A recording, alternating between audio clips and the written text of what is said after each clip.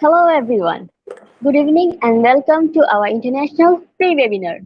Hope you are all good in pandemic situation. It is hard to stay good, but we have to be. First, I want to thank you all who always join with us. Once again, I'm Ummi Salma, core volunteer and head of campus ambassador in IGP. In each webinar, we meet new participants. That's why I want to give a little concept about IGP. Institution of Global Professionals serve students, learners, and community research providing holistic social work and education. I am cordially welcoming you all. Enjoy and stay with us. Today our webinar is High Performance Mindset. A high performance mindset is the one of that is authentic to you. If you feel tired, frustrated, with struggling, you feel that something holding you back, so don't worry. Today's webinar is for you. Today, we are presenting the webinar 76 with speaker Thomas Chen. We already completed 75 webinars successfully. So let's start our program. Thomas Chen is a speaker, coach, and wealth planner. Thomas Chen coaches people and organizations to increase their income and profit by mastering the skill set and mindset required, thus including creating multiple income streams, building business, marketing, sales, presentation, communication, leadership, team building, high performance mindset, productivity, and more. With this two-pronged approach, he has empowered both people and organizations around the world to achieve their financial goals and effectively, sustainably. He has serviced clients internationally such as Australia, Philippines, Indonesia, China, India, USA, and so on, and spoken at different companies and organizations like such as Siemens, Arriva, Academy, People's Association, Rotary International, and more. So please give a warm welcome to Thomas Chen, sir. Hello, sir.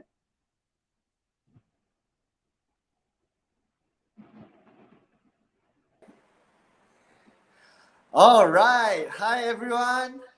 So if you can see me and if you can hear me clearly, do comment into the chat. Say yes, YES. I'm looking at all your comments from my phone. So if you can see me, if you can hear me, give me a YES. Yes.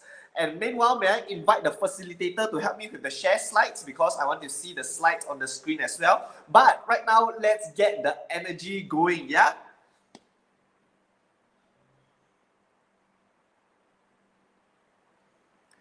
All right, I'm seeing a lot of yes coming in. That's great, that's great.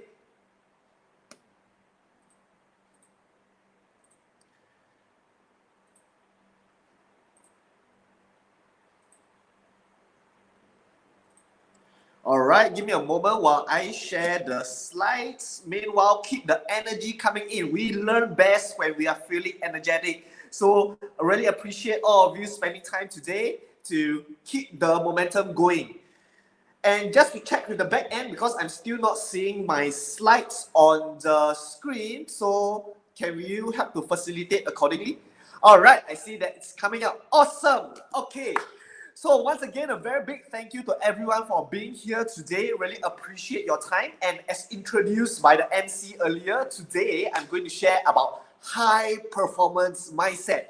How we can rewire our brain so that we can perform at a high level in our personal and professional life. So today is going to be a very exciting program because it is going to be a game changer for you. And especially right now, I know many of us, we are going through a challenging and difficult period. So when we are able to perform at a higher level, it will certainly give us numerous benefits, including adapting to the current situation effectively, being better at what we do, and being more determined, being more driven. A lot of benefits itself. And to start off, I will give a short introduction about myself. The MC has done an amazing job. So just to share with all of you a little bit more about myself. So as mentioned earlier, my name is Thomas. I'm from Singapore. So for those of you who have been into Singapore before, do key into chat 111 if you have been to Singapore before. I would love to see how many friends we have right here who have been to Singapore before. Right, so for me, I'm an international coach, speaker, as well as a wealth planner. And I've been sharing on numerous topics from finance to business to highly valued life skills. And before the COVID period, I do most of my sharing physically, but through the COVID period, as we all know, social distancing has to be practiced. And because of that, a lot of my events transited to virtual events. But I'm still having a lot of fun, and it is with this virtual setting itself, I'm able to reach out to more people like all of you today. Can you believe it? Me here, right here in Singapore, sharing with all of you from all around the world. So this is all about how we can make the best of any situation, right? We adjust, we adapt accordingly, and that is truly a trait of a high performer. And I hope today, after this masterclass, all of you will be high performers as well. I know there are many high performers out there already, so hopefully this will make you become even higher in terms of performance. Okay, so right now, just to keep everyone engaged and just to keep everyone's perspective, today it's going to be a highly interactive session. I'm going to ask a lot of questions, so do entertain me. I'm looking at the group, I'm looking at the chat right here, so feel free to put in all your replies. And here is the first question that I want to ask all of you. All right, so visualize in your mind some of the high performers you know. It can be someone you know, it can be someone you heard of, be it an athlete, be it a professional, be it an author, regardless. In your personal perspective, a high performer. Visualize those people in your mind and ask yourself this question. What are some of their common qualities? What are their traits? How are they like? Key into the chat, right? It is going to be very fun. Think about what are the common qualities and key into the chat. Trust me, you will love it. Okay? Anyone, what are some of the common perspective and the common qualities you have on high performers? Wow, we have a really friendly crowd right here. Everyone is saying like hello, hi to everyone, good evening. Love all of your friendliness, and this certainly will make the world a better place. Firm in their decision from May, right? Anyone else? Joven, confident, right? Anyone else? Hardworking, that's right. Anyone else? Resilient, positive thinker, hardworking, do not quit easily. Optimistic. Anyone? Optimistic. Wow, quite a couple of optimistics. Anyone else? Decision making. Amazing. Goal driven. Right. Job well done. So here's the thing. You see, all of you know the common qualities of a high performer. Right? I see a lot of different qualities right there. It is such an open secret and it's so predictable that it is in my slide itself. Hardworking, clear-headed, motivated, tenacious, disciplined, openness to change, optimistic, empowered, and many, many more. All of us know what are the common qualities.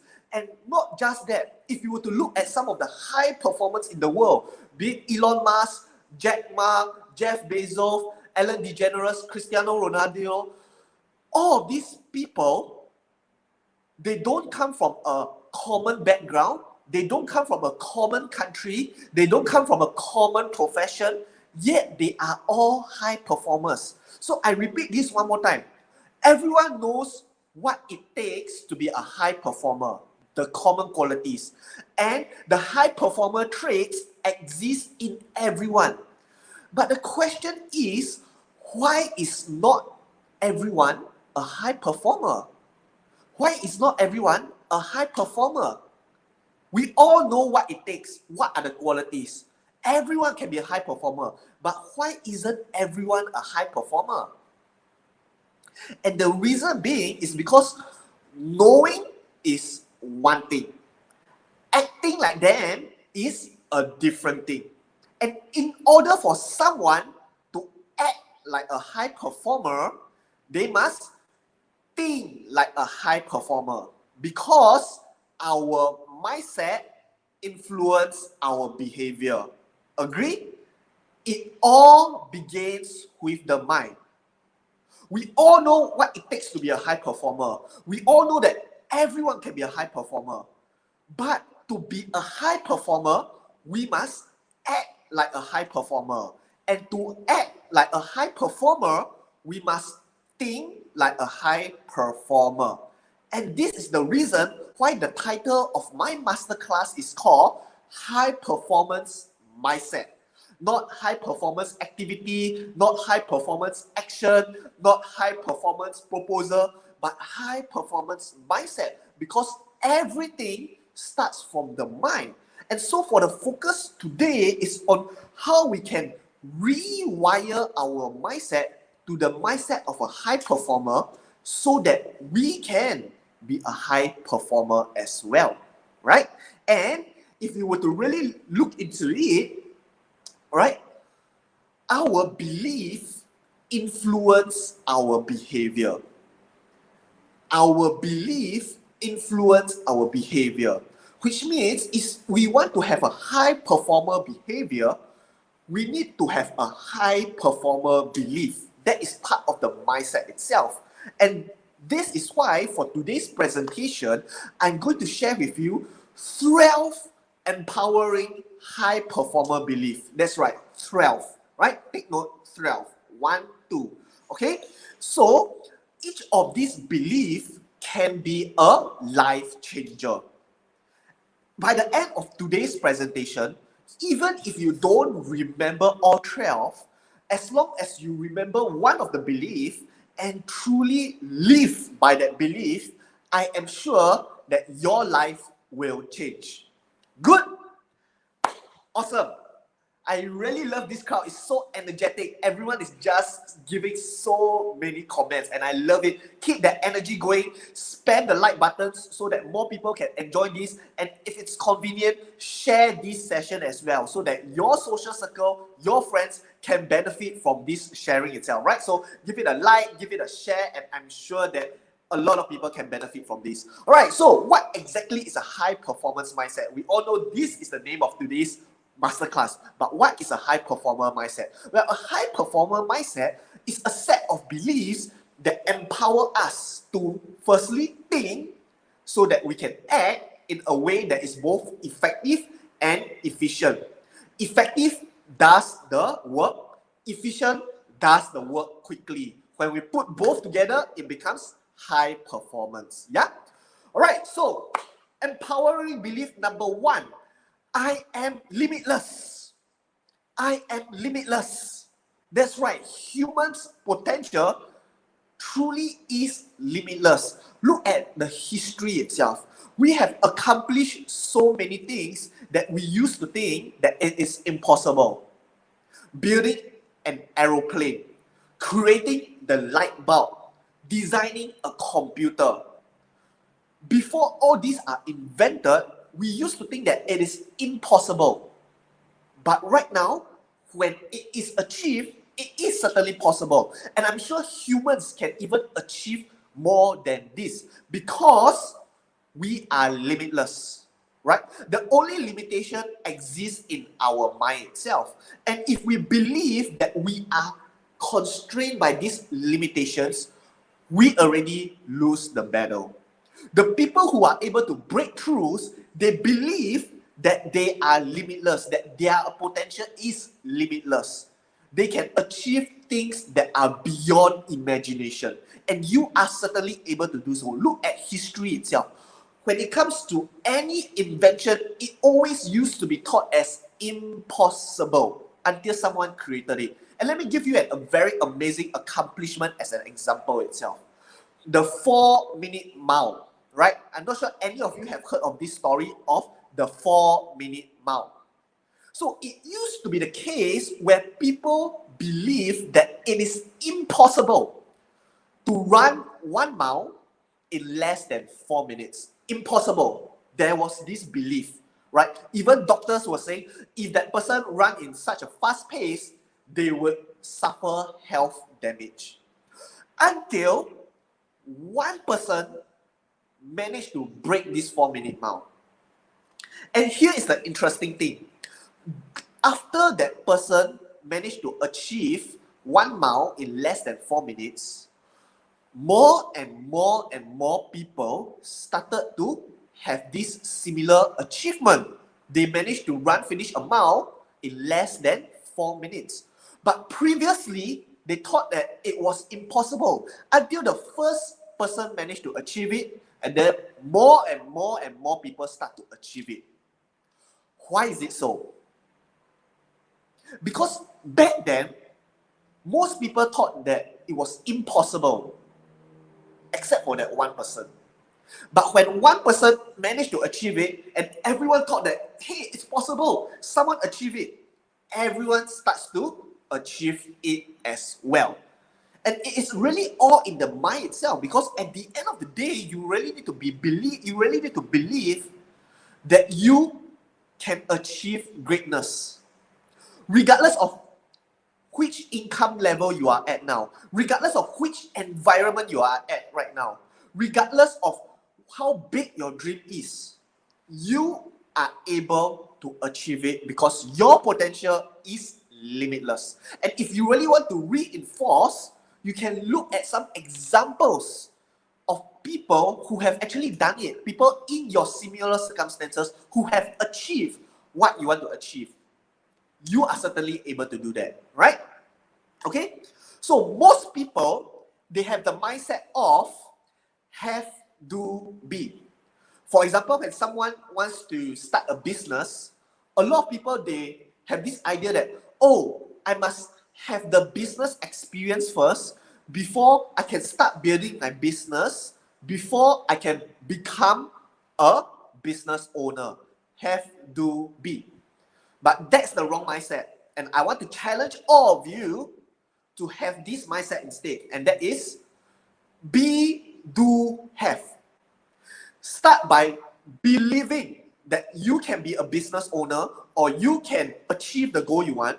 Believe it so that you can act like one, which is the do, and you can accomplish the goal. Be it becoming a business owner, becoming someone successful, becoming someone wealthy, right? Don't have the have, do, be mindset. Have the be, do, have mindset. Because from there, you start off with your belief. Because if you don't believe, the battle is lost already. You won't act like you are able to do it. You will act just like, oh, I'm not able to do it because I don't have the resources, I don't have the ability, I'm not ready yet. So the first step is truly believe that you are able to do it. So your mind, your action will go towards someone who will be able to achieve it, right? And that's how it will influence your action of behaving like someone who have accomplished your goal. And finally, becoming it, right? An athlete don't become a world-class athlete by having the experience first. An athlete become a world-class athlete by believing that he can be the world-class athlete, and he acts like one. He go on diet, he go on rigorous training, he takes supplements, he work and work and work, and finally he become that world-class athlete, right? Be, do, have, right? Come, key to the chat. Be, do, have. Be, do, have. I'm seeing very active participation in the chat. I love it. I love such active participation because the more you participate, the more you remember, the better you become. So key to the chat. Be, do, have. Be, do, have. Be, do, have.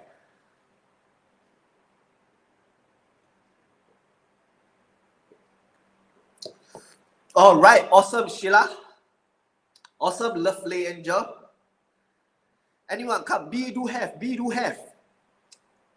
All right, spam the like, love, and like buttons and share this to as many people as you can. Well done, Hannibal. All right, now let's move on to the next part. Okay, so some people may think that, but is this considered as fake it till you make it? Am I being an imposter because I really don't have the ability yet? Is it so-called faking? Well, today, I would challenge you to reframe your mind because this is not faking. This is believing till achieving. All right, and let me share with you a story of LeBron James. LeBron James is a world-class basketball player, for those of you who do not know him. Before he even win a championship ring, he already believed and claimed that he is the best basketball player in the world. Even before he wins a championship ring. He already have that belief already. And he keep working towards that belief, and eventually he wins championship ring. He's able to change the game, and he's a highly respected basketball player. Whether he's best in the world, well, it depends on individuals' perspective and metrics, but he is certainly a world-class player. So it is not faking, it is believing, because we are believing that we will eventually reach that destination, right? So you do not need to feel like an imposter. Instead, you should feel like a strong believer, right? That is what I want you to put in your mind. You are a believer and you are working towards that belief. Good? Okay, now, belief number 2, it's a very powerful one, especially in this period of time. I take 100% ownership of my life. I take 100% ownership of my life. During this COVID period, there has been a lot of challenges, there have been a lot of difficulties. And it is during this COVID period that winners differentiate themselves from others. Because we have a group of people who are complaining, oh no, I'm so unlucky. Why this thing happened to me? Because of that, I start to lose customer, my business start to suffer. But there is another group of people, the winners, the high performers, who will say, so what if COVID happens? I am going to go against it, I'm going to adapt according to it, and I'm going to maximize this as an opportunity. So they adjust their business strategies accordingly, they adjust the concept accordingly, and instead of having a drop in business performance, they become better than ever. And that's because they have this belief that regardless of what happens in their life, they take 100% ownership. They take 100% ownership because we get to control our life. We get to choose how we want to react in any situation itself, right? So, I would love to share with all of you this concept on the Locust Rule. So there was this experiment where there were two groups of students, right? Group A and Group B. So they were given a maths question, both the same question, right? And both groups, they managed to solve it because the question is easy, right? But here's the difference. For Group A, they were told that they are able to solve it because they are smart. For Group B, they are told that they are able to solve it because they work hard, right? So one was told that they are able to solve the question because they are smart. The other one was told that they are able to solve the question because they work hard. And for the second part of the experiment, what happens is that they are given another question, which is difficult in level, right? And here is a very interesting finding. The first group of students, which was told that they managed to solve the first question because they are smart, once they face that difficult question, they become very demotivated. In fact, they do not take a lot of effort to try to solve that. A lot of them give up halfway. Whereas for the second group of students who were told that they can solve the first question because they work hard, it is their effort, they were more motivated. They were trying their best to solve that second difficult question. And what does this bring about? It brings about that in the second group of students, which are told that they are able to solve the question because they work hard, they have a stronger sense of control. They have a stronger sense of ownership. Just like how we should have ownership of our life. And that our accomplishment is not because we are lucky, we are smart, we are gifted, but because we put in the effort. When we have that mindset of 100% ownership, that is how we can develop what we call the external locus of control, right? So in both experiments, we have two groups. One group, they will think that, internal locus of control. One group, they will think that results are within my control, right? We have that internal locus to control about it. While the other group, which have been told that they are smart, right? It's not because of their hard work, it's because they are smart, the results are out of their control. And because of that, they feel that it is dependent on luck or fate. But in the other group, which I say that they are able to solve the question because they work hard, they develop this internal sense of control, which is what we need to develop to have 100% ownership. Because everything is certainly within our control. And regardless of what situation, we choose the outcome. Even we've been through COVID, any difficulties, any challenges, we can work around it. Think about it. During this period of time, I'm sure you know of people who became more successful than they are, right? And there's, of course, a group of people who became less successful because of COVID itself. Why is it so? And this is the reason why. One choose to remain in control while the other choose to give up control. So we need to develop that internal locus of control, right? Regardless of the outcome, own it fully. Because at the end of the day, we are humans. We have free will. We decide how we want to act. Own it fully, right? Okay, so far, are all of you good? If you are good, key into the chat. YES. Yes. Let's get it going. Right, before I move on to number 3, wow, I really love the participation in this group chat. Keep it going, man. I'm sure if all of you carry on with this active participation and even in your personal life, you activate and take part actively, regardless of which areas of your life, I'm sure you will be a high performer, you will be successful, right? Keep that amazing job up. You are certainly amazing. Okay, so now moving on to belief number 3. I make purpose-driven decisions. Every single day, we are making a lot of decisions. The first thing, we wake up, we decide what we want to eat, we decide how we want to dress, we decide what we want to do for the day, and when we go to work, we decide which project we want to do, we decide who we want to talk to, we decide how we want to do our projects, and when we go home, we also decide how we want to rest, how we want to entertain. A lot of decisions, right? But what differentiates high performers from average people is that most of their decisions are purpose-driven decisions. I repeat this one more time. Most of their decisions are purpose-driven decisions. Think about it. How many decisions that you make are aligned with your inner purpose? And to take it a step further, do you know what is your inner purpose? What keeps you motivated and driven? What do you want to truly achieve? What is meaningful and fulfilling to you? Give a moment to think about it, right?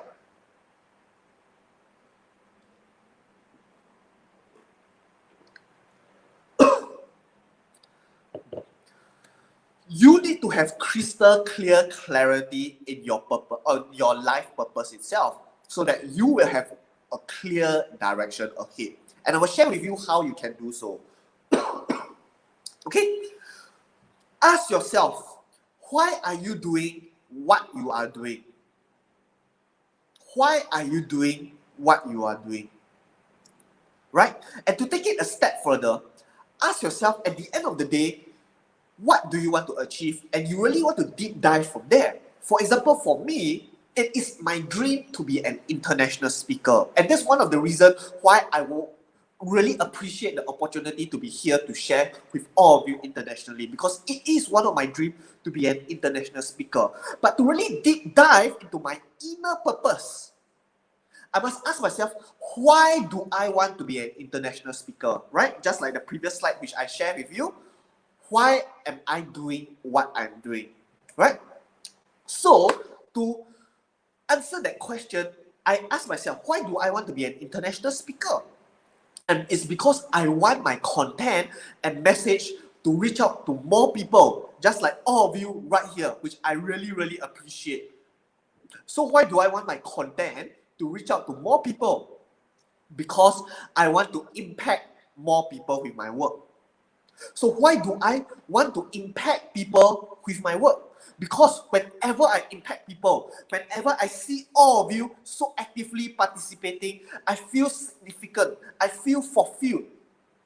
And that is my inner purpose. My inner purpose is one step before that emotional reason, and that's to impact people. Because whenever I impact people, I feel that amazing emotions. So you want to ask yourself, what gives you that amazing emotions, right? Take a moment to think. What gives you that amazing feeling in your life itself? What keeps you driven, motivated every single day that you wake up early in the morning and you will want to work towards to? What is your dream? What is your inner purpose? Because when you have identified your inner purpose, that is where you want to make all your decisions you make in life to be aligned with that. So everything I do aligns with my inner purpose of impacting people. Me going for personal development courses so that I can be better and I can share more content with all of you. Me networking around so that I can have the platform to impact to more people. Me trying to constantly refine my craft so that my voice can reach out to more people. All of this links up to impact. So what is your inner purpose? Right? Think about it. What is your inner purpose? And if you think about it, key into the chat. I would love to acknowledge you because I would really love to admire the amazing inner purpose of yours. What is your inner purpose? Remember, ask yourself what you want to do, why you want to do it, why, all the way until you reach that emotional reason, and then your inner purpose is one step before. Right? So if you can see from this chart here, my inner purpose, the very thing which gives me significance, fulfillment, and all the positive emotions, it is to impact people. What is your inner purpose? Right? My loved one, very good. Yes, that is an inner purpose. You know, you do everything for your family, for the relationship with them. Remember that. Remember that. Use that as your motivator to strive for greatness. All right? To change life. Well done, Joan. To live a simple life. Anyone else? Anyone else? Any more inner purpose? Come, I would love to be a scholar. Okay, Nuha, but why do you want to be a scholar? Deep dive a bit more. What is the significance of being a scholar, right?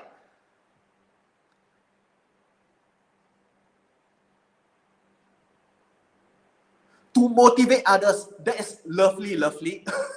To serve, that's right, that motivates people. To develop, right, you want to step out of your comfort zone, striving hard for your family, for my family, that's amazing.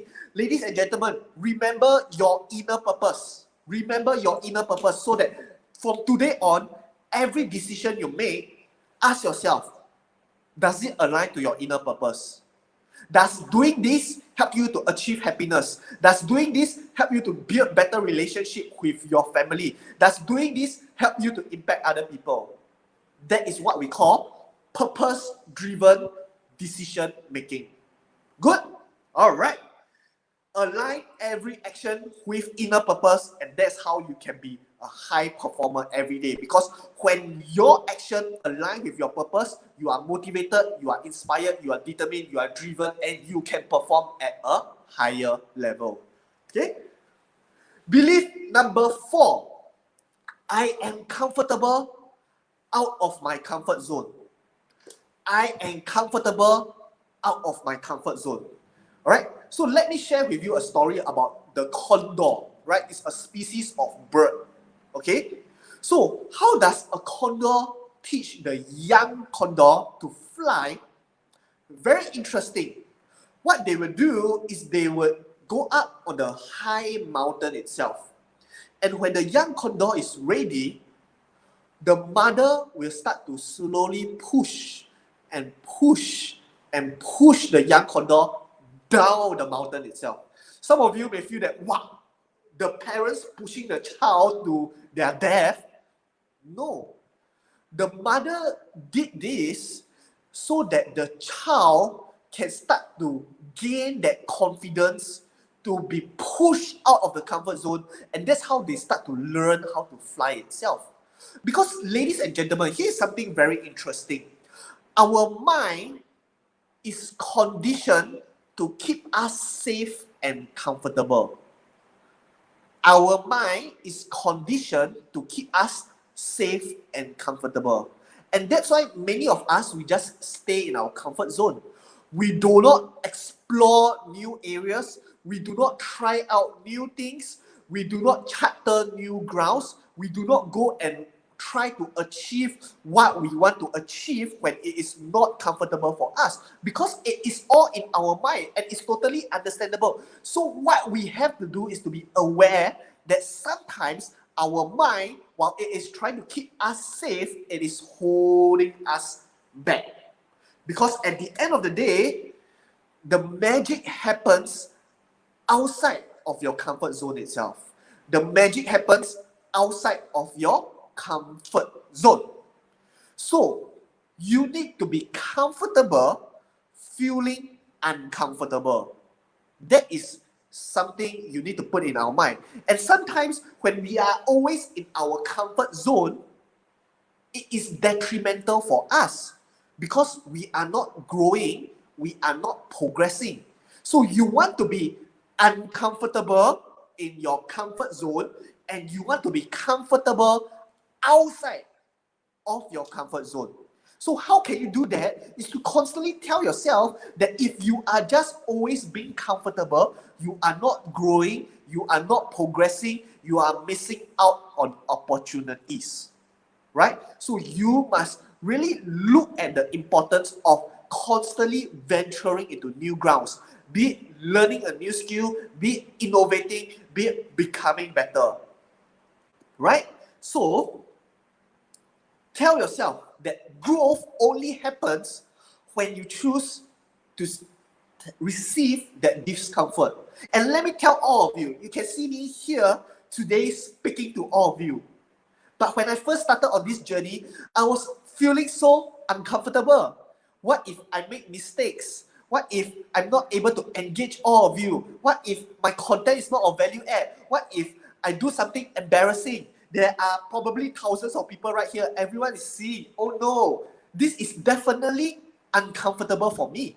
No one wakes up one day to be comfortable speaking to thousands of people. And yet I choose to take the step forward and embrace the discomfort, because I know for me to achieve the next level, for me to achieve my inner purpose, for me to achieve my dream of becoming an international speaker, this is what I have to do. Tell yourself that, right? Growth comes with a level of discomfort. Okay? Okay, now belief number 5. Total, there are 12 beliefs. Now we are only at belief number 5, and I hope that it has been powerful for you. So as you can see, today is going to be a powerful masterclass, and I hope that it's going to be life-changing for all of you. And like what I mentioned to all of you, even if you don't remember all 12, it's okay. As long as you remember one and you apply it in your life, it is going to be a game changer for you. All right, good. Okay, belief number 5. I detach from the outcome and I attach to the process. I repeat one more time. I detach from the outcome and I attach to the process. And what do I mean by this? Let me give you an example. So, for those of you who are working in corporates, a lot of time, if you were to notice, during a performance review, we have something that is known as KPI. Key performance indicator. It can be in the form of sales target. It can be in the form of number of projects finished. It can be the number of duties which has been executed, right? And many of the time, the superiors tend to determine performance on whether that person achieved the KPI or not. Nothing wrong with that, but from what I have seen, it is not the most effective way. Assuming that it is a sales company, and this sales company, their target is to hit $1 million in sales. All right. So there are two teams. One of the team, throughout the year, their performance is very low. But during the final month, right, suddenly they hit the $1 million. Compared to team number B, their performance was steadily throughout. At the end of the year, they never hit the $1 million. They came close, but they never hit the $1 million. In most situations, most companies will reward the first team rather than the second team. Right? The first team which hits the KPI, they will reward. The second team, they don't reward. Although the second team has been steadily increasing. But this may not be the best situation itself, because we do not know in the first team how did they manage to achieve the sales target. Was it through the right way? Was it through the effective way? Did they do high pressure sales at the end just to achieve that sales target and have a lot of damage in the process itself? While in the second team, we look at them steadily increasing, although they did not achieve the target, but eventually, based on their process, they will achieve their target down the road, and in fact, even become better than it. And this is something for us to consider, because sometimes we are too focused on our goals that we don't focus on the process itself. Because it is the process that help us to achieve the outcome. Yes, it's definitely important to have goals. It helps us to set the direction. But it is even more important for us to focus on the process of achieving our goals. Because if the process is done incorrectly, even if we achieve our goals, it is not sustainable. It may be lucky, or it may be a one shot, or there may even be illegal activities in some situation. But if we focus on the process, focus on doing it right, we will eventually achieve the outcome. Because at the end of the day, outcome is influenced by process. So be process focused, right? And this will also create the growth and fixed mindset. Being process focused allow people to focus on growth. Being goal focused tend to encourage a fixed mindset. And if you were to look at it, because in the growth mindset, they are constantly trying to improve. And in the fixed mindset, after they hit the target, oh, that's it, I'm done. I'm not here to improve, I'm here just to hit that sales target. Can you see how damaging that may be? That's why at the end of the day, especially for those of you who are running your own business, for those of you who have employees, for those of you who work with others, always encourage to be process focused, because when the process is done right, the outcome will be achieved. Okay, good. Okay, belief number 6. I am willing to self-praise and self-punish. I am willing to self-praise and self-punish. Let me sing this away, sing this in while I take a sip of water.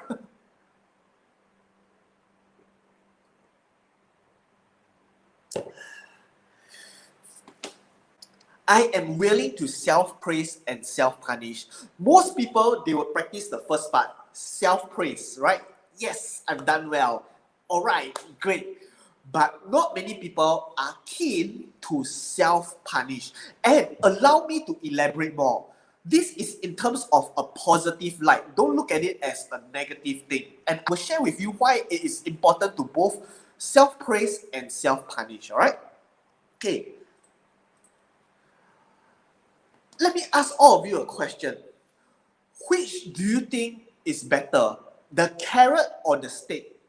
The carrot meaning praising, giving rewards, or the stick itself meaning punishing,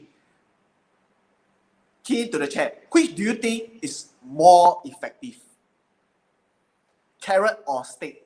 Carrot meaning reward, praise. Stick meaning punish. Come, key to the chat. No, don't be shy. No right, no wrong. Just want to get all your perspective. I am willing to self-praise, self-punish. Great. Carrot. Okay. Carrot. Anyone else?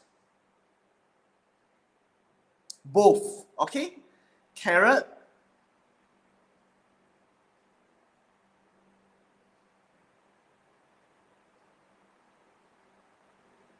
Great. And here is the thing. The truth is that it is both carrot and stick, because humans, they are motivated by both pain and pleasure. So I know the word punish can sound intimidating and fierce, but look at it as a positive thing, because it is in our human mind that we want to avoid pain and we want to go towards pleasure. So praising gives us that pleasure. Punishing gives us that pain. But of course, you don't want to punish to the extent that it is damaging. Just enough for us to achieve what we want. For example, for myself, how I do my self-praise and self-punish is linked to what I need to do for that day. For example, if that day I need to do 3 tasks, task A, task B, task C. If I finish all 3 tasks, I will self-praise myself and I will self-reward myself. I let myself go on, watch a movie, or give myself some free time to do what I want, or go on a date with my girlfriend. But if I don't accomplish it, then I would self-punish myself. So what I will do is I will reduce my television time, I will reduce time playing games, I will reduce the thing I like. So by doing so, I will frame my mind that I need to complete that task, because I am motivated by the pleasure that I can have when I achieve that task, and I want to stay away from the pain when I don't achieve my task. I am not able to do the things I like. Correct? And that's why we have to balance both praise and punish. Because if we don't balance, then we are not at the highest performance state, right? And a lot of top athletes, they do both as well. We don't want to just focus on praise, we don't want to just focus on punish, but we want to do both, so that it reinforces our mindset that we have to accomplish what we have to accomplish, right? So, for example, if you want to do a duty, if you need to finish a task, ask yourself, if you finish a task, how are you going to reward yourself? And if you don't finish it, what are some of the consequences? So it keeps you motivated, right? So you want to do this in a way that is balanced, that it can eventually motivate and inspire you, right? So both the carrot and the stick, put it together, that's how you can achieve the best outcome. Okay, belief number 7. I am a master of my emotions. I am a master of my emotions. Okay, so here are some negative emotions which we may come across. Things like anger, things like frustration, things like doubts, things like irritation, shame, jealousy, and more negative emotions. And on the other side of the spectrum, we have the positive emotions: confidence, coolness, satisfaction, enthusiasm, happiness, right? Very positive. But the question here is, which are good and which are bad? Negative emotions and positive emotions. Which are good, which are bad? So key to the chat, if you feel that negative is bad, then you put negative, bad. Positive, good. What are your perspective? Key to the chat. Just want to see all your perspective. Yes, that's right. Noriano, I am a master of my emotions. Right. Key to the chat. Negative emotions, good or bad?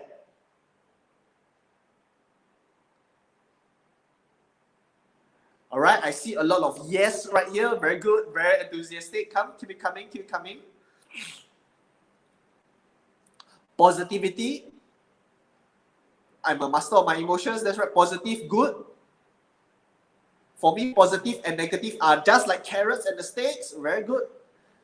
Yes, here's the thing. Because the answer to this question is neither.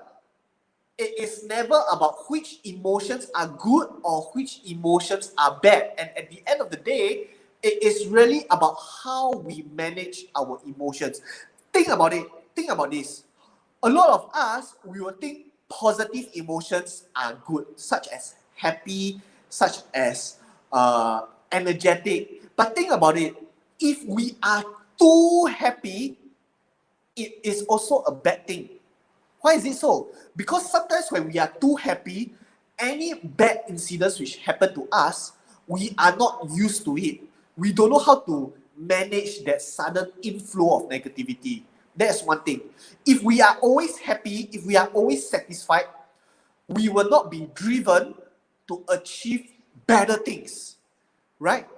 So, of course, happiness can help us to perform well, but we also need to do it from the extent that it is in a manageable range. Because if we are always very, very happy and excited, we may be addicted to that feeling and that we are not focused on our task itself. So, it is really about managing. We can feel regardless of happiness, sadness, disgust, excitement. It is at the end of the day how we manage it. So, how can we exactly manage our emotions? And that is what we must exercise: emotional professionalism. Emotional professionalism. And that is the ability to act objectively regardless of how you feel. Meaning, the decisions you make, regardless of at work or on a personal basis, it must be objective. It must be based on logic, not emotions. Especially when it comes to business decision or financial decision, right? So I'm not sure if any of you are aware about the recent GameStop saga, right? Where people just invest in GameStop based on emotions. They want to defeat the big boys, which are institutional investor, or they want to have a quick win. Emotional decision, not based on the logic of whether that company is strong or not. And as a result, a lot of people lose their money because they are acting based on, they are deciding based on emotions, and they are also acting based on emotions itself, right? So what we want to do is to exercise emotional professionalism, and that is to be able to act objectively regardless of whether we feel great or we feel horrible, right? Assuming that you are in a work setting and you have to work with someone who you may not like, you feel horrible towards that person, but we still need to act professionally as a high performer. You still need to act in a way that is professional, in a way that's objective, in a way that you don't let your emotions affect your decisions, right? And some of you may ask, but emotions can be a very powerful driver, right? Earlier on, I was mentioning that we should use emotions to boost ourselves. And that is right. So, how you can strike the balance is that while emotions create the motion, you want to think and act logically, but use emotions to reinforce it, right? Let me emphasize on this. That is, we want to decide, make that decision using logic, using objectivity. But to go even stronger towards it, you use emotions. So you start with logic, then you go into emotions. Understand? So, in terms of motivation, in terms of keeping yourself driven, all those are emotions. That's right. But you want to make decisions that are logical. You can be driven, but the activities you do, are they logical?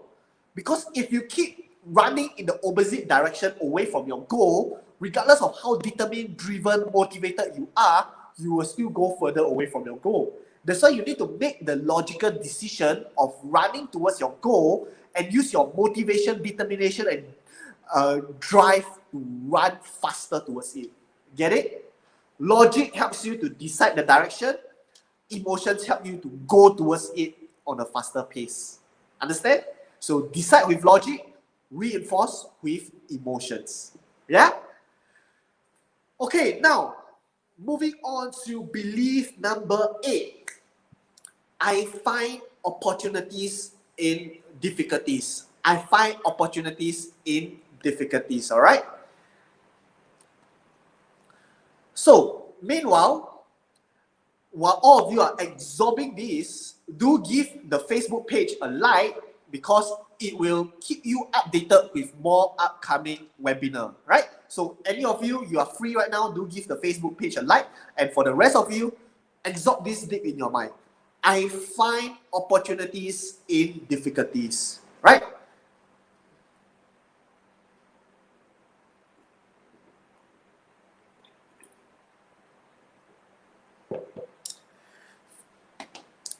Right now, most of us are in a very difficult period.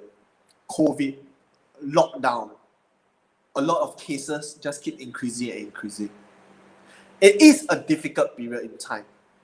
But what differentiates from high performers from the average people is how they can find opportunity to perform still. And this is a very good example itself. For example, in my industry, the speaking industry, no longer can we hold physical sharing. No longer can we meet people in a huge group to share. So how can I find the opportunities from here? Well, virtual sharing, social media, online. These are opportunities. So for those of you out there, if you are experiencing any difficulty in life, ask yourself, what are the opportunities you can derive from it? And as a bonus, if you are open to it, share some of your difficulties. Allow me to help you find the perspective from it. If you are open, if you are comfortable, share some of your difficulties right now so that I can help you find the opportunities and we can grow together, right? So while you are taking your time to consolidate your thought and key into the chat, I shall move on. And it is all about perspective, your way of thinking. How can you achieve the best case scenario with what you have? How can you control in a wave of uncontrollables? Find that opportunity. Okay? And to give you an example, Thomas Edison, very nice name, Thomas also. Okay, that's a joke.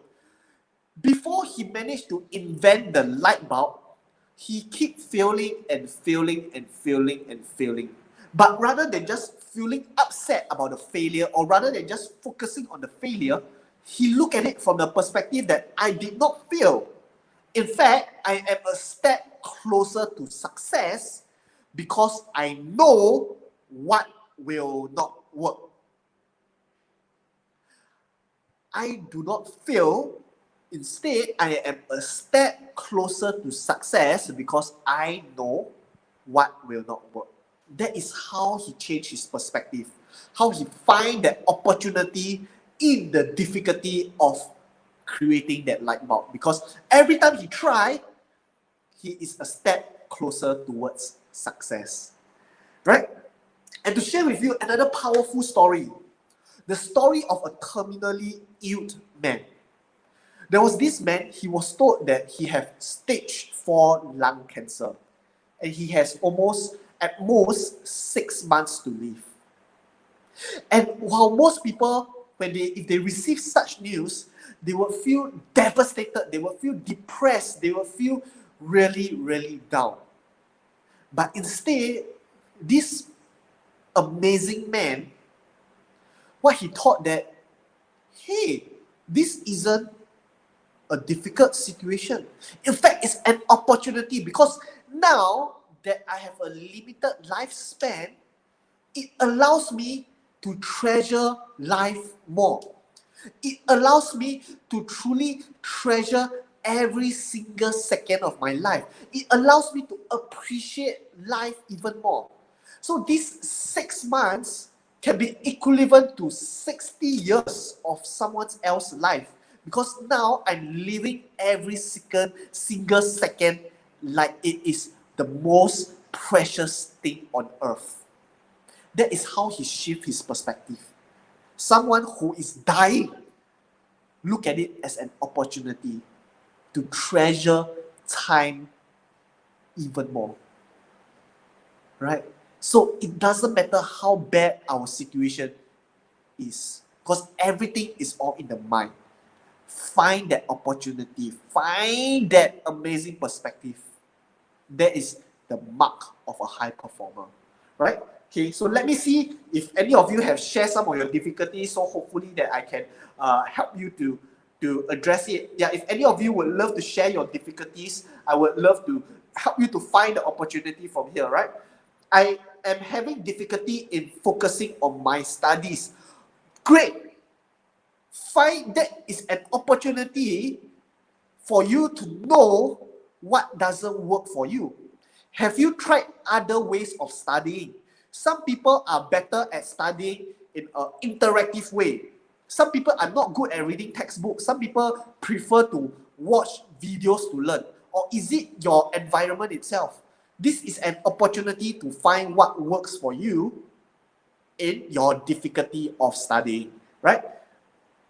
So anyone have any difficulties and you are comfortable sharing, put it in the chat. I would love to help you find the opportunities out of it, right? So thanks for sharing, by the way. Anyone else? Anyone else? Right? We are going to have a Q&A session later. So if any of you have any difficulties that you would love to address, that you would love to find opportunities, feel free to raise it up, okay? All right, so now let me move on to the next belief. Belief number 9. I take action quickly but expect results patiently. I take action quickly but expect results quickly. Take a while to let that sink in.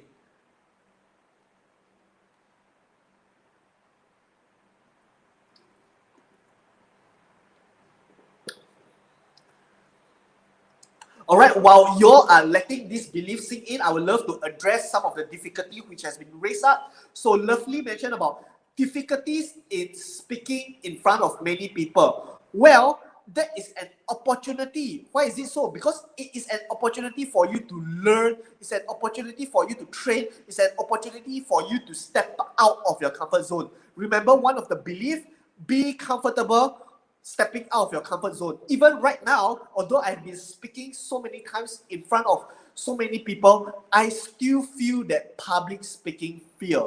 It is common, and it is great that you manage to identify that it is not a difficulty because you have that awareness. So it is a chance for you, it's an opportunity for you to step out of your comfort zone, because remember, like what I mentioned, all growth and magic starts outside your comfort zone. So Lovely, go step outside your comfort zone, start speaking. You can speak to a small group of people and slowly become more and more and more. It's an opportunity for you to grow. Yeah.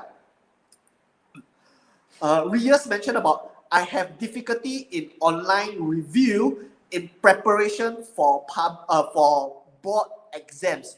Online review, so I guess it is some online materials. Well, it's an opportunity for you to try out offline review if there's offline review, or it's an opportunity for you to try out new studying methods so that you can use these studying methods not for just these board exams, but for your future examinations as well.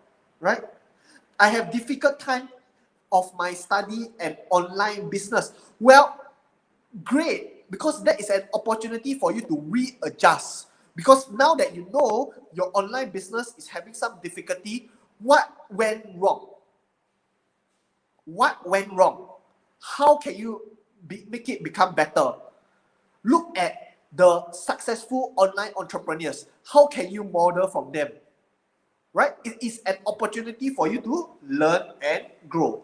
All right, I know there are more questions coming in. Feel free to let me know during the Q&A, but right now I would love to move on to the next belief, that is, we have to take action quickly, but we have to have that patience of waiting for the results to happen, right? Okay, and this concept is popularized by this entrepreneur called Gary Vaynerchuk, and that is to have micro speed but macro patience, right? And to reinforce this, okay, every single day, imagine if your bank account have $86,400. And something magical about this bank account is that at the end of the day, it will go to zero. And then the next day, it will magically replenish to $86,400. What will you do with this money? I repeat one more time. Imagine you have this bank account which have $86,400 at the start of the day. And at the end of the day, it will just disappear. And then the next day, it will have a new $86,400. What will you do with it? Chances are we will want to spend it as much as we can. We want to invest it. We want to do whatever with this $86,400. Correct? And the truth is, all of us have this 86,400 because in one day there are 86,400 seconds. Every day have 86,400 seconds. At the start of the day, it is replenished. At the end of the day, it goes to zero. So, if we were to treasure this in the form of money, why are we not treasuring every single second of our life? And that brings us to the topic of having to act quickly. Do not procrastinate.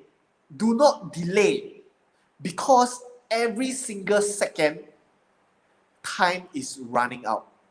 So you really want to act quickly. But more than that, instead of just acting and expecting results right away, have the patience to wait for results to happen. Because at the end of the day, like what Bill Gates always mentioned, is that most people overestimate what they can do in a year and underestimate what they can do in 10 years. Many people overestimate what they can do in 1 year and underestimate what they can do in 10 years. And let me share with you the story of a bamboo tree. So I'm not sure whether you know the story of the bamboo tree, but what happened is that for a bamboo tree, in the first 5 years, we can add the fertilizer, it can add the water, nothing happened. But at the end of the 5th year, the shoot starts to come out, and all of a sudden, it grows in this tall, majestic tree.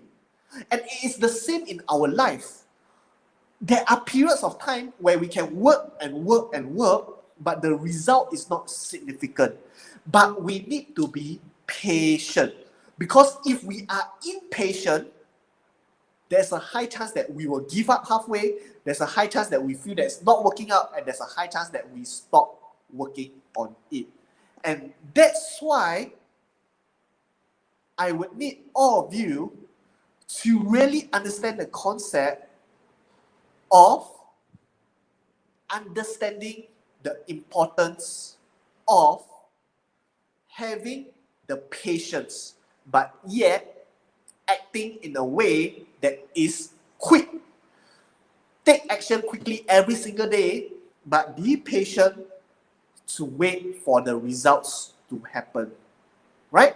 So, micro speed, macro patience. Take action quickly, expect results patiently. Okay, so before we move on to the next belief, I believe that right now we have a short announcement. So for the facilitators, would you love to show the short announcement right now?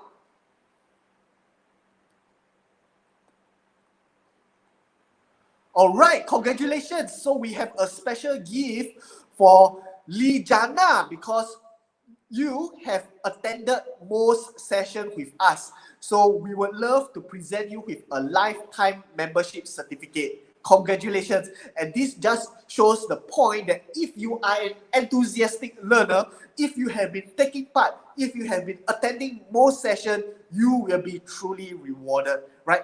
Everything comes with a reward as long as you done your part. And this applies for every areas of your life. All right. So congratulations, Lijana. I hope you enjoy yourself, and I hope this sharing has been of benefit to all of you as well. So let's give Lijana a congratulations. Key to the chat. Congratulations, congratulations, right? Congratulations. Well, we have a very amazing community right here. I really love this community. Everyone is, so supportive, so conducive. Everyone is giving their best support. Thank you, everyone. And I hope that my sharing has been of value add to all of you thus far. Right?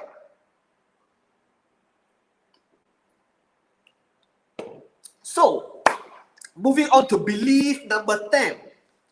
High performers believe that they become better with others. High performers believe that they become better with others because at the end of the day, no man is an island.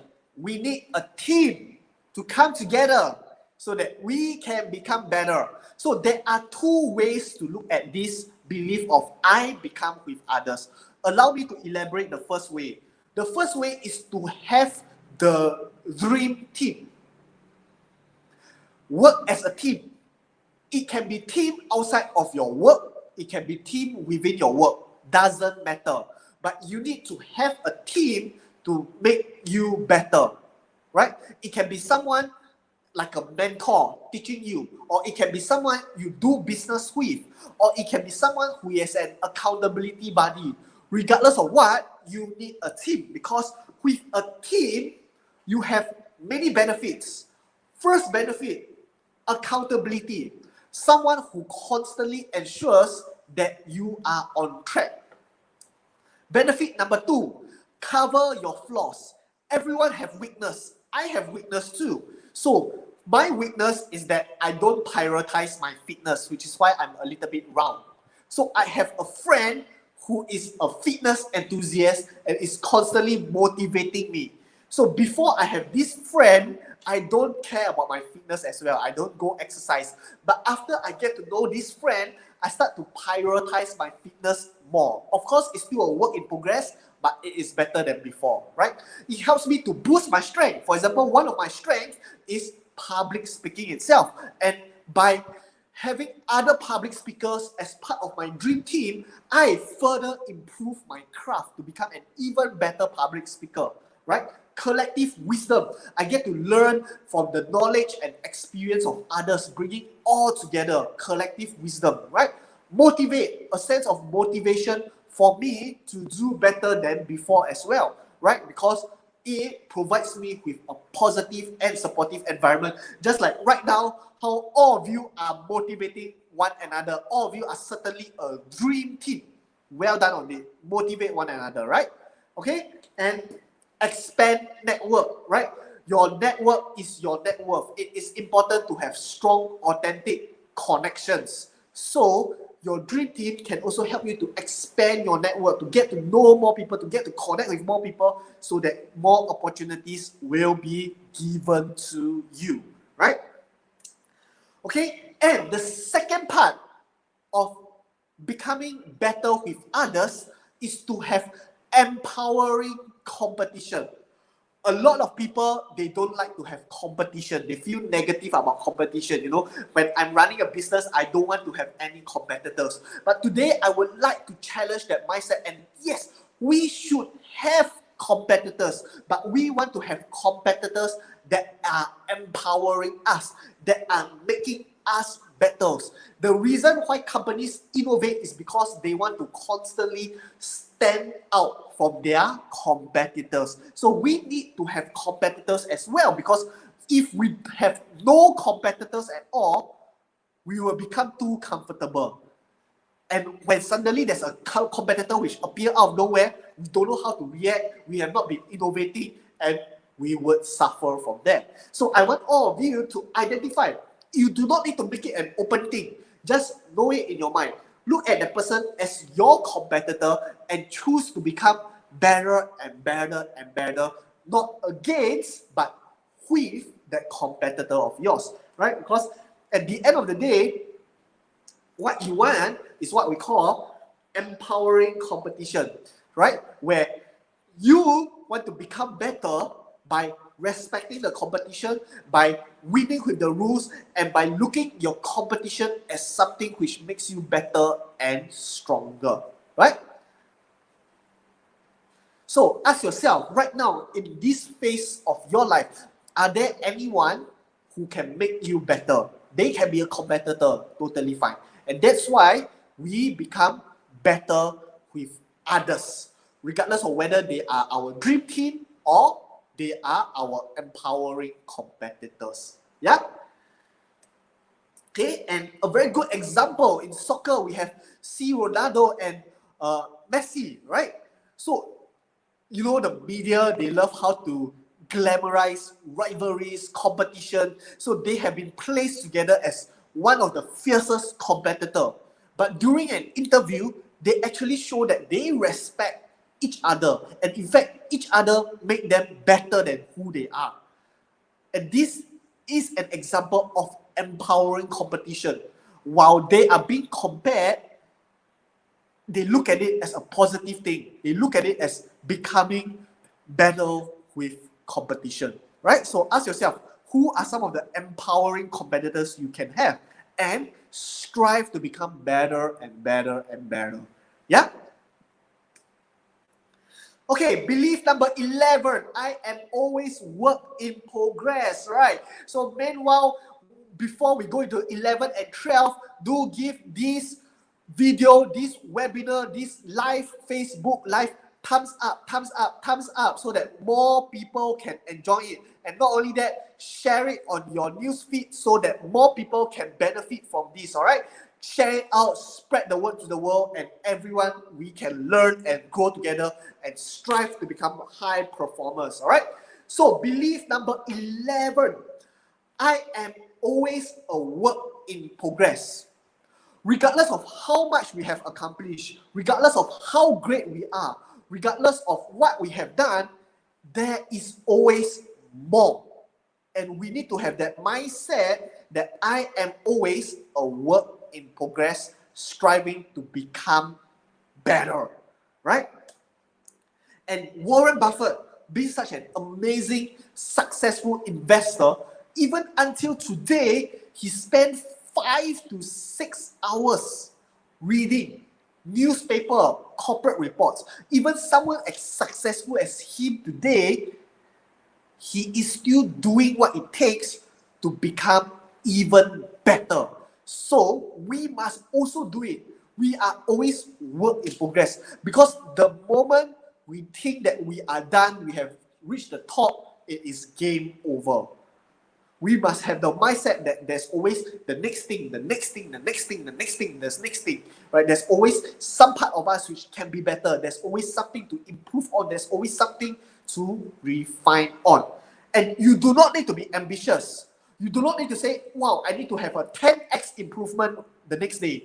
Because at the end of the day, even if you make small improvement, in Toyota, they call this concept Kaizen, to constantly make improvement. And even if we were to make small improvement, a 1% improvement every single day, we will become more than 37 times better by the end of the year, right?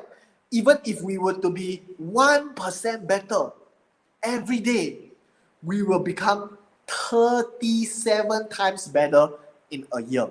So this is what I challenge all of you to do, and that's to become better every single day. You do not need to have a drastic change. Just be a little better than yesterday, and that is how you can become so much better in the long run. Right? So we are all work in progress, be it in our profession, in relationship, in business, in finance, whatsoever. Going with the mindset that there is always more which we can do. Because if you remember, belief number one is that we are limitless. So there's always more that we can accomplish. All right. Are you all ready for the final belief? Belief number 12. Are you ready? If you are ready, key into the chat. Ready. R-E-A-D-Y. Ready. Right. Oh, I love the chat, man. It's going on fire. Are you ready? Come. If you are ready, key to the chat. Ready.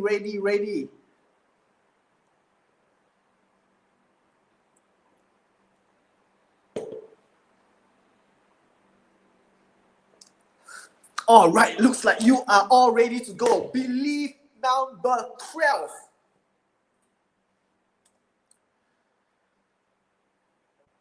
I commit to giving back and helping others. I commit to giving back and helping others. Yes, that is right. If we were to look at the high performers in the world, a lot of them, they are philanthropists, they are givers, they are people who want to contribute to others. And why is it so?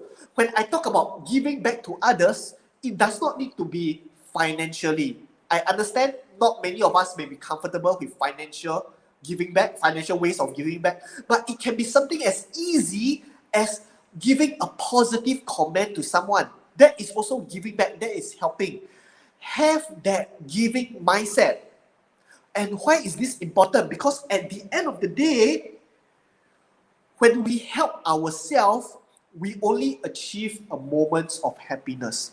But when we help others, that is where we can achieve lasting fulfillment.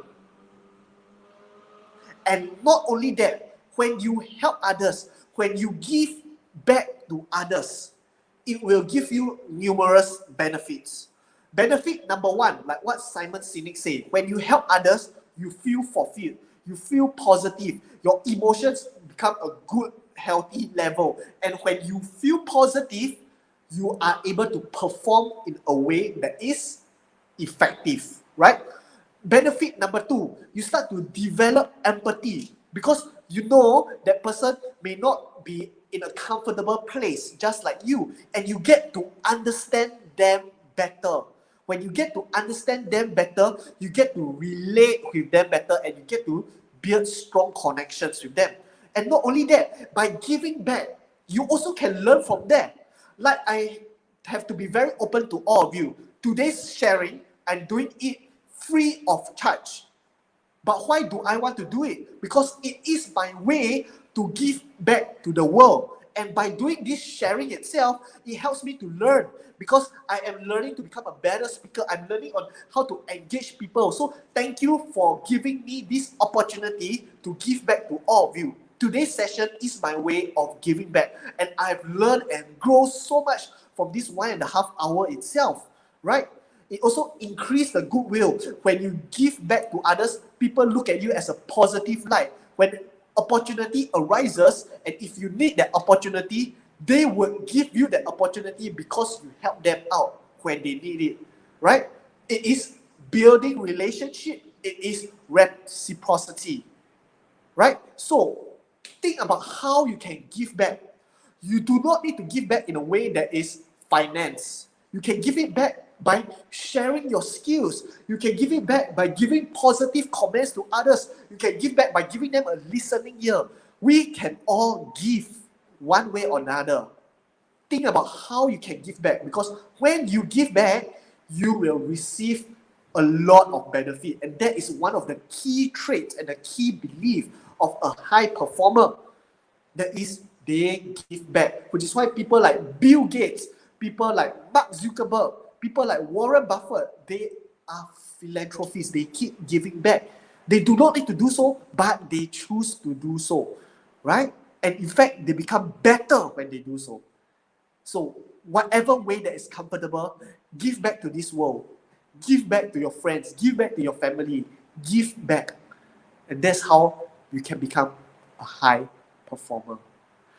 All right? Are we good? If you are good, key to the chat. G-O-O-D. Good. G-O-O-D.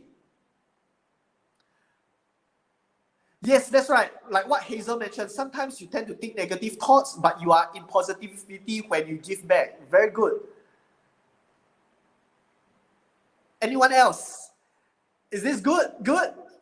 We are not done yet. We are not done. I still have more to share with all of you. I just want to see that all of you receiving the message so far.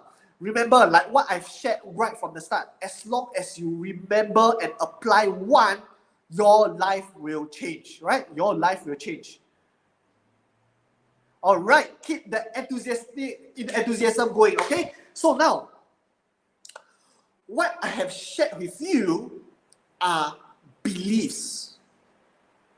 But to take it a step further, because now we know what are the beliefs, right? I am limitless, I must give back, I must be patient, I must take action quickly.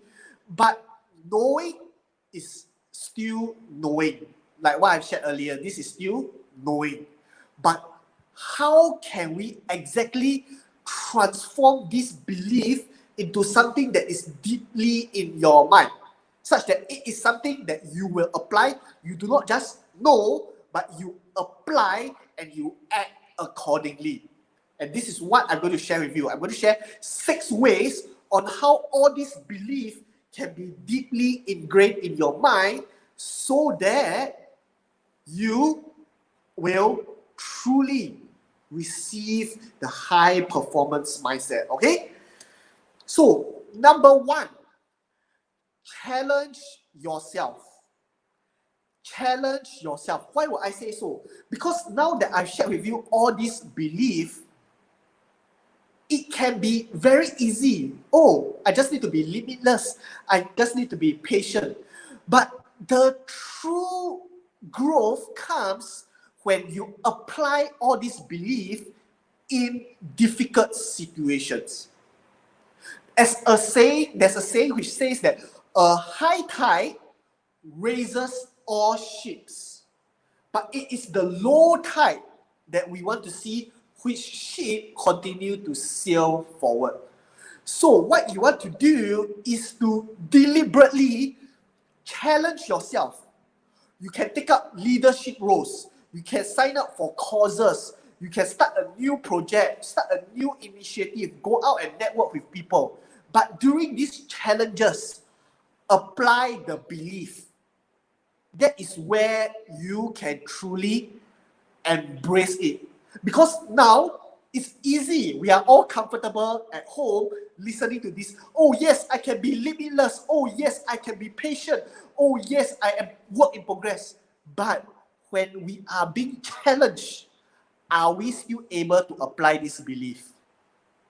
That is the true key. Keep challenging yourself, and as you are challenging yourself, apply these beliefs. Yeah? So that is how it can be deeply ingrained in your mind. Good? Number 2, practice mental reframing. Practice mental reframing. This is linked to finding opportunities in difficulties. Now, whenever any of you have any negative thoughts, reframe it accordingly. Instead of saying, I have failed, I have found out what will not be successful. Instead of saying, I am not able to do it, say, I am closer to doing it. The way we talk to ourselves influence the way we act. So whenever there's any negative thoughts, especially when you are being challenged, when you feel that you are not able to do it, reframe that inner dialogue.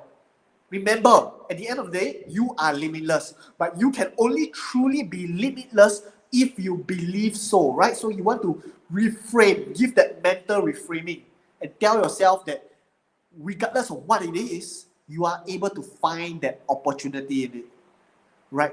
Regardless of what challenges, even if right now, suddenly my computer crash, suddenly I'm not able to talk to all of you, I can also look at it from a positive light.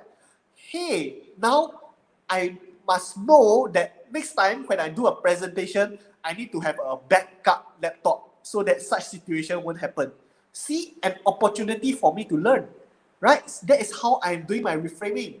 COVID period, we are not able to meet people, but we can get to meet people virtually from the convenience of our home internationally, right? Reframing, okay? Practice reframing, okay? Number 3, create a positive environment. This is very important. I want all of you to remember and practice this, all right? Create a positive environment, because at the end of the day, we are a product of our environment. Do you agree? If we are in a negative environment, we will be negative. If we are in a positive environment, we will be positive. And what exactly constitutes your environment? The friends you hang out with, your working environment, are there a lot of distractions? Your social media feed, your phone, are they following like just gossips and different articles which are of no value? Audit your environment. And I will tell you, your phone is one of the closest environment you will experience, because every day we are using your phone. But when you are looking at your phone, is it just filled with entertainment apps? Or is it just filled with the latest tabloid and the latest gossips? How are you creating a positive digital environment for yourself? When you are using Facebook, are you following people who are motivated, who are positive, who are of value add? Or are we following those who don't add much value? Because every day we are exposing to all this information and all this different environment itself. So we have to create an environment that is highly productive and positive for us. Or else we will feed off that negative energy, right? So what you want to do, create a positive environment. Yeah? So go audit. Look at everything you are exposed to. Your friends, your working environment, your digital environment. All of these will influence you one way or another. Yeah? Okay. Next one.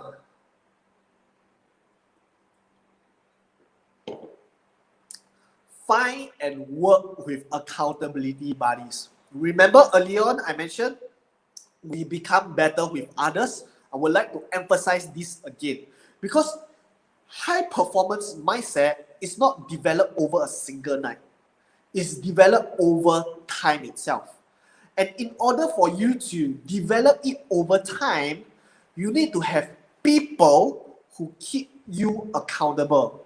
Because sometimes if we just don't have people to keep us accountable, if we just rely it on gut feeling, oh, I feel that I've been more confident, oh, I feel that I've been more productive, oh, I feel that I have done better, it may not be accurate.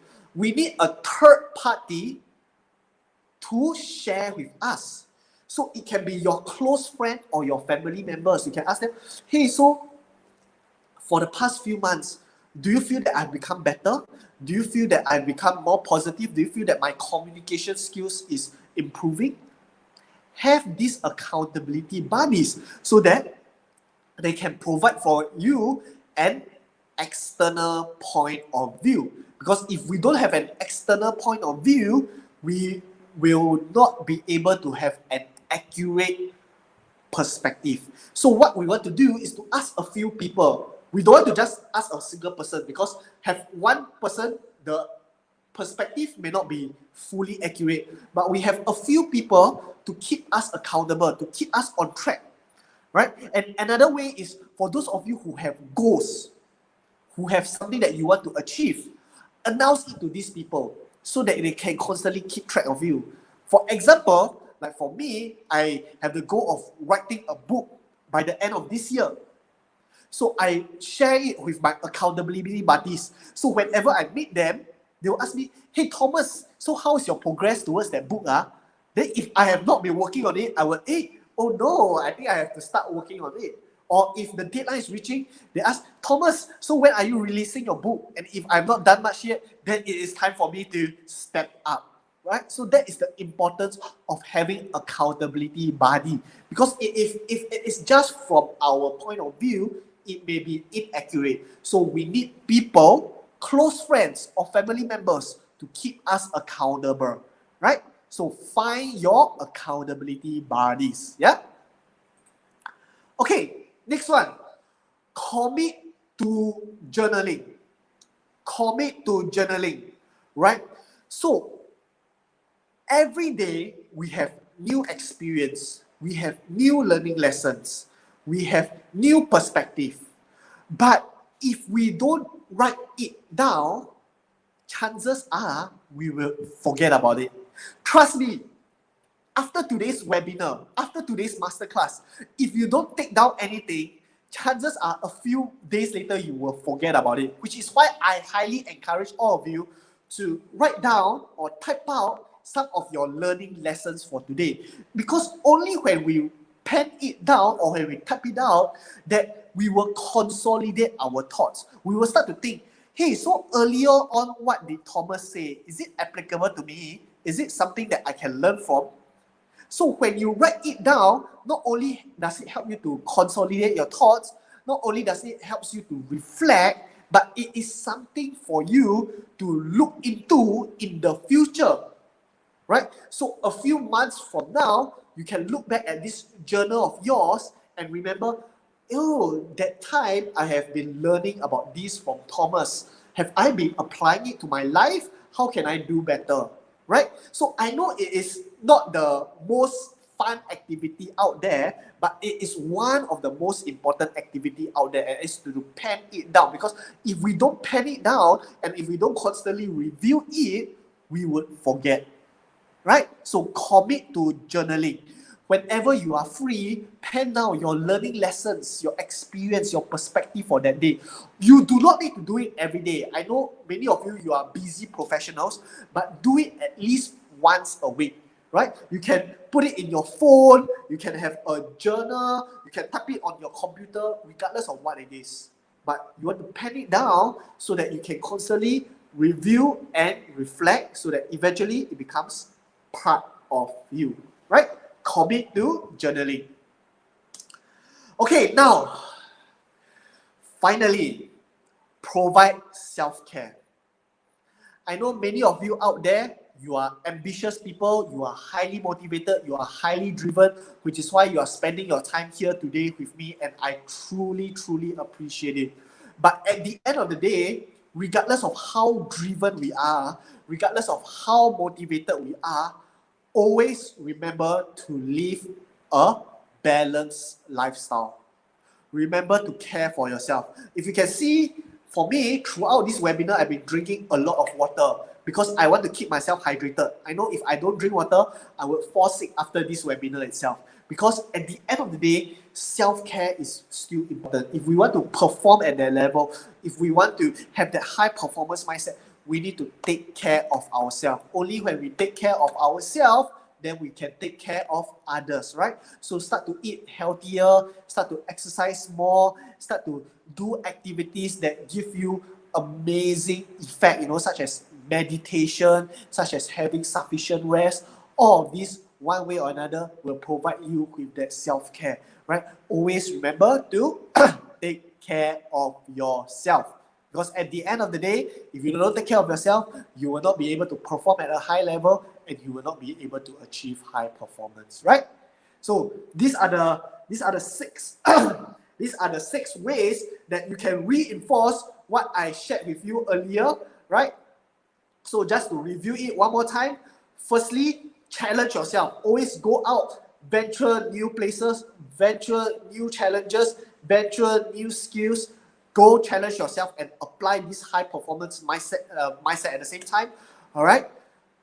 Practice mental reframing. Whenever you come with any negative thoughts, reframe it according in a way that is positive so that it can help you to take action in a way that is empowering. Okay. And create a positive environment, because your environment influence who you are, influence how well you act, influence how positive, productive, and purposeful you will be. All right. And of course, find accountability buddies. They are the one who keep you accountable. They are the one who will be there step by step towards your goal. Okay, journaling, pen down your thoughts, pen down your learning points, pen down your reflection so that you can consolidate your thought, you can reflect on it, and you can constantly review it. Okay, and provide self-care. Right? So epilogue, ending words before we open the floor to question and answer, because the last 15 minutes I would love to entertain all of your questions. Okay, and I would love to do this closing, and that is everyone right here today, you can be a high performer. As we have established right from the start, high performance is not restricted to any race, it's not restricted to any country, it's not restricted to any profession, it's not restricted to education level, it's not restricted to ability, it's not restricted to skill. Everyone can be a high performance no matter where you are, as long as you have the right mindset.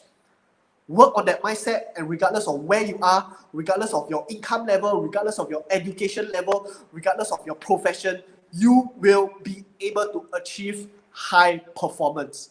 Trust me, I have seen people who have nothing, people who are very poor, people who have no education, but through the high performance mindset, they become successful, they become amazing, they become life changer. Right? So go out there, be a high performer. Okay, so now I will open the floor up for Q&A. Right? So any of you have any questions, feel free to let me know. And after today's webinar, if any of you have more questions, feel free to reach out to me through these different platforms, because I would love to value add all of you out there as much as I can. Right? You can send me a message. You can send me, I may need a while to reply, but I will try my best to reply to all of your message. So if any of you have any question, or if you want to invite me to your organization to do any sharing, feel free to reach out to me through these different platforms, and I hope that I will be able to value add all of you as much as I can. So once again, my name is Thomas. Thank you so much for your time today. Hope that I have been of value add and service to all of you, right? So now, any of you have any questions, feel free to let me know.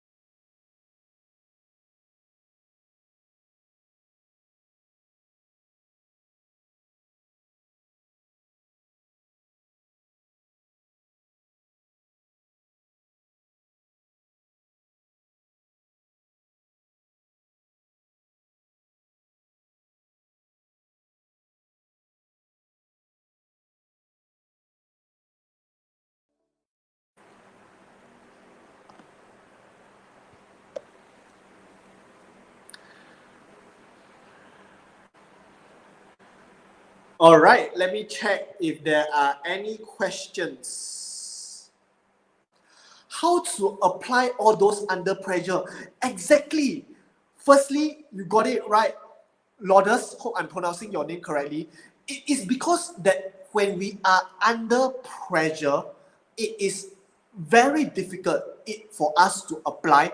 And that is because when we are under pressure, that we apply it, that we can truly embrace it. So how exactly do you want to apply?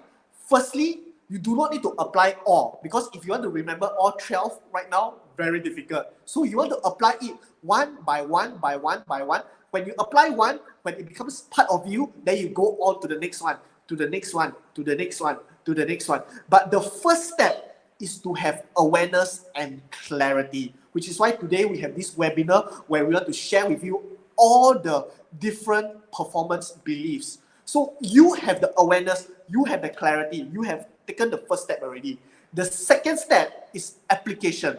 When you are under this pressure, all the more you need to remember and you need to apply. Because when you are able to apply it under high pressure scenario, you will be able to apply it in any other areas of your life. So look at pressure as something positive. Look at pressure as an opportunity. Remember, find opportunity in difficulty. Look at pressure as an opportunity for you to apply this so that it truly allows you to embrace all these concepts. Because imagine, just like the story of the terminally ill man, he is facing death itself, and yet he is still able to apply this concept of finding opportunities before death.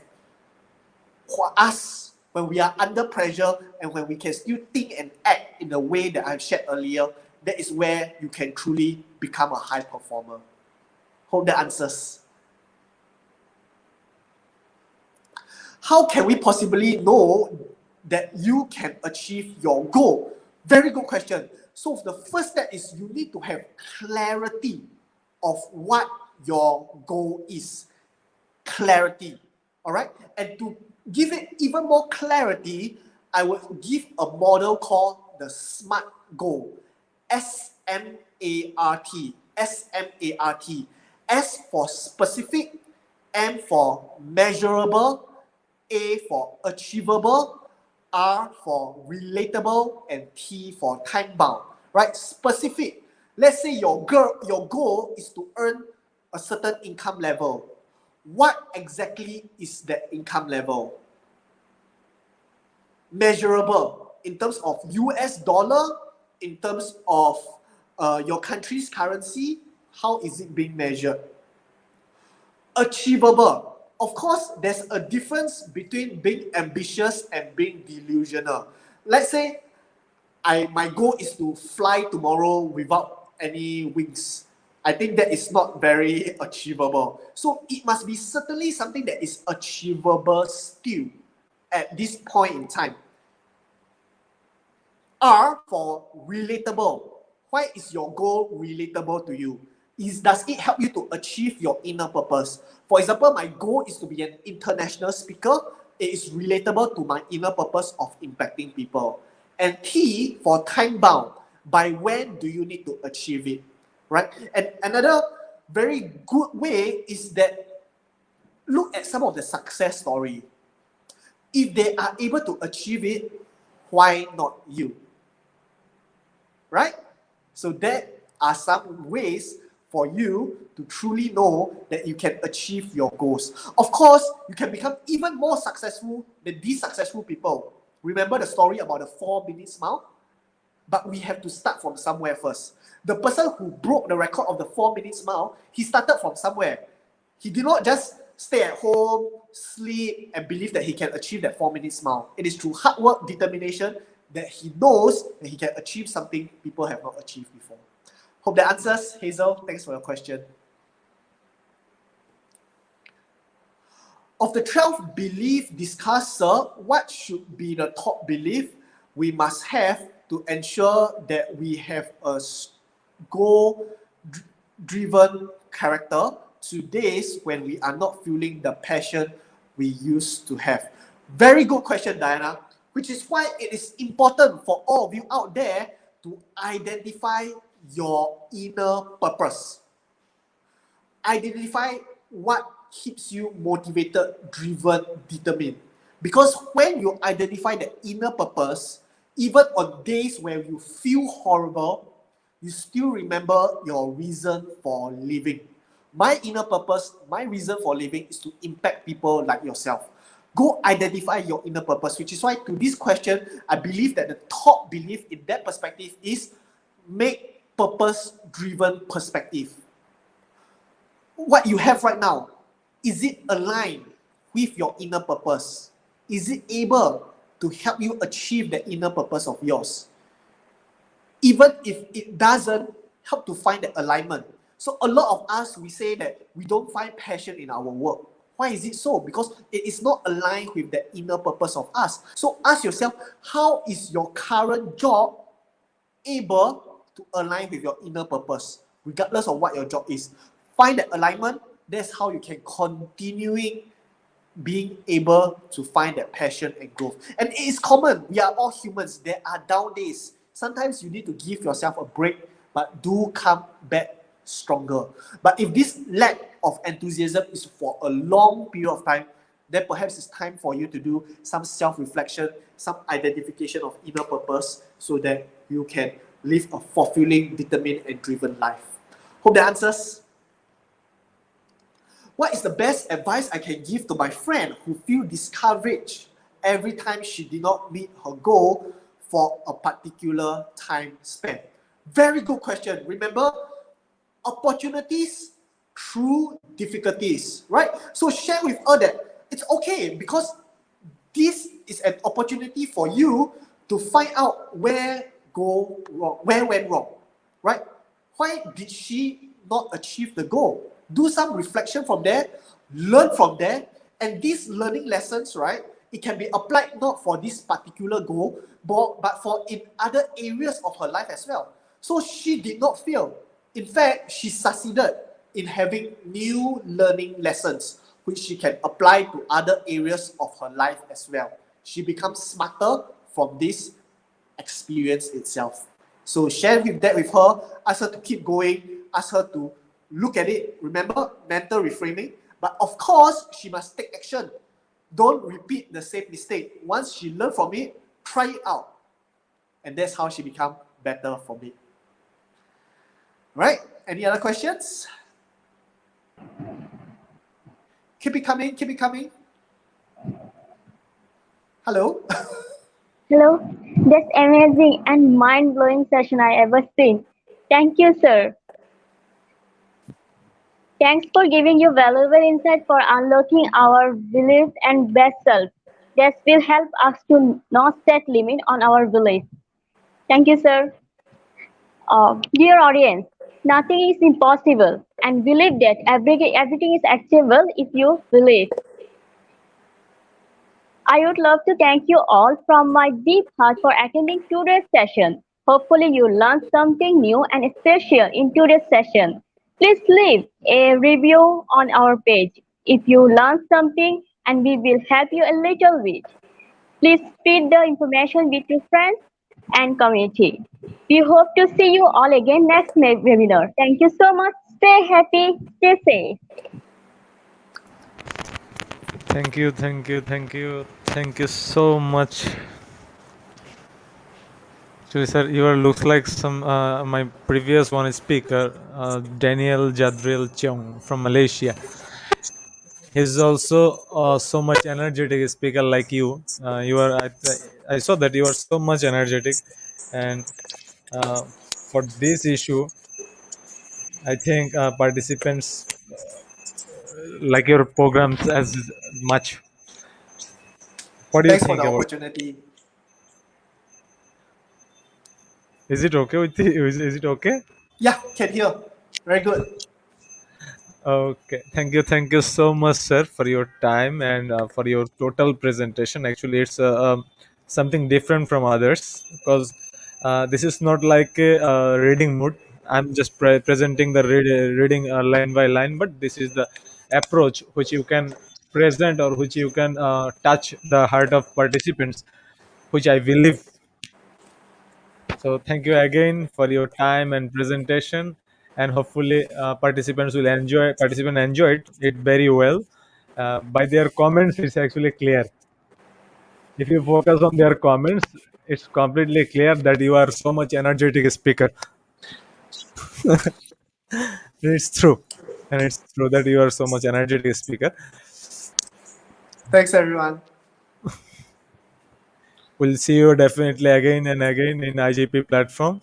And already, if you can see that in the screen, I already mentioned that hashtag with IGP and Thomas Chen. Good, good. Dear participants, it's a request for certification. Browse www.eduigp.com for your certificate. If you are new, Oops, I think disconnection. Okay. yeah, yeah, no, no issue. If you are new, then you have to create an account first. If you have an account, then you can just log in. You can see the when you are browsing our website, then you can see high performance flyer. Just what you have to click on the flyer, and at a description box you can find a button like enroll, so click on enroll. After the same button you have an option for get your certificate, so click on get your certificate and leave a review and recommend. Please leave a review and recommend in our page. And it's a request that if our webinars helps you a little bit, then recommend IGP into your community. And if you want to spread it, then you can also share your certificates with the IGP tag check-in. So it's a great return, it will be a great return from you. So I hope you will support us. And you can also verify your certificate from anytime anywhere, because every certificate in the bottom line we can issue a link. Just copy the link and share it to tab, so you can find your certificate verified. Our next webinar will be held on 5th April, 6 p.m. BST UTC plus 6, which is teaching and learning mathematics. When I asked to the participants which academic topics will you covered in future, then most of the participants written in mathematics and technology. This information for those who are looking for mathematics webinars. In this April, we have 5 webinars related with mathematics. 5 webinars relatives with mathematics. So it's a great opportunity for you all. I think you will enjoy, and see you again. Thank you so much. I'll just share the certification link with you in comment box also already. This is another link which I'll just share in comment section. I already put the certification link in pin post, so you can also copy the link from pin post, and also you can log in our website directly.